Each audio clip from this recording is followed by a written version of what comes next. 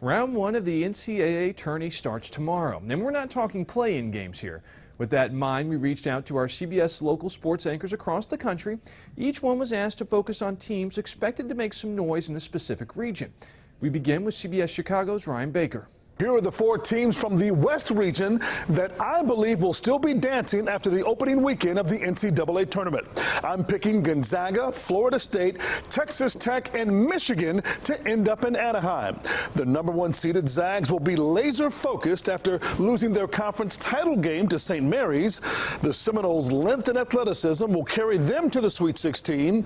Like FSU, Texas Tech, and Michigan made it to the Elite Eight a year ago. That tourney experience, along with being two of the top defensive teams in the country, will be the difference for the Red Raiders and the Wolverines. I think we'll see an upset or two out west, but not with these talented top four seeds. Enjoy the madness, everybody. Hard to pick against those top seeds early. Moving east and directly up your bracket, here is CBS Minnesota's Mike Max. Welcome to Maxie's Bracket Breakdown. First off, I want to congratulate you. You made the right move. You came to someone that has an expertise in this field. This is what I do for a living. You don't go to a janitor to do your taxes, do you? You come to the people that know most. So take out that pencil or pen, feel comfortable with the pen, and I will tell you how to win your office pool. We're going to start in the East. Duke is at the top of the list. Interesting local matchup. They're going to end up playing North Dakota State. North Dakota State's key guard, Vinny Shahid from Hopkins High School, against Duke and Trey Jones from Apple Valley High School. The Bison are great in football and pretty good in basketball, but not good enough to beat Duke. The rest of the field gets a little bit cluttered.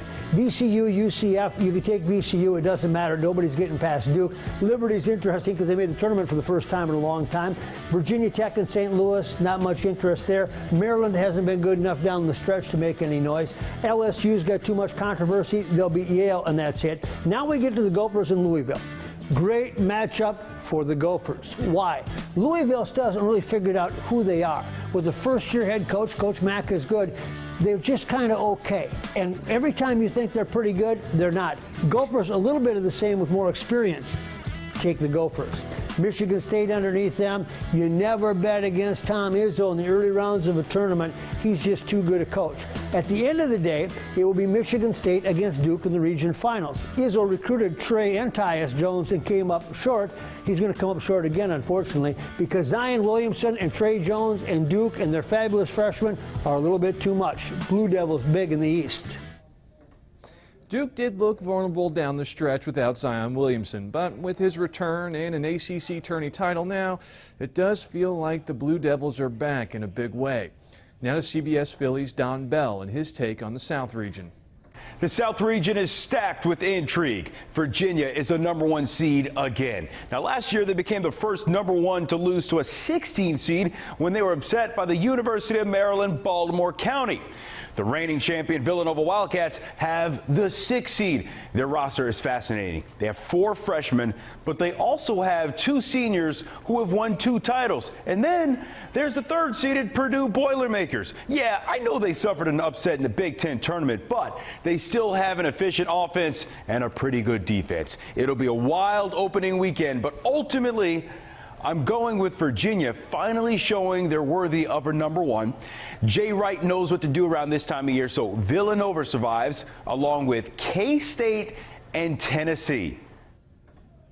The Vols did hold the top ranking for a time this year, but as of now, they have no hardware to show for it. Maybe that changes soon. Heading to the bottom right corner of your bracket, here's CBS Dallas's Bill Jones. So we get to the weekend here. It's North Carolina against Utah State. I'm taking the Tar Heels to win there. Auburn against Kansas. I've already said I don't like Kansas in this tournament. It's not your typical Kansas team. So Auburn moves on to the Midwest Regional in Kansas City next week. It's Iowa State against Houston. I'll take the Cougars to win there. The 3 seed moves on. And Seton Hall against Kentucky. I'm going with the Wildcats to move on. So pretty much going with the chalk, but not rock chalk Jayhawks here, as it's North Carolina against Auburn. It's Houston against Kentucky in the Midwest Regional next week in Kansas City. It's not too late to fill out a bracket at CBSSports.com. First round action again starts tomorrow. Good luck. Matt Yurus for CBS Local Sports.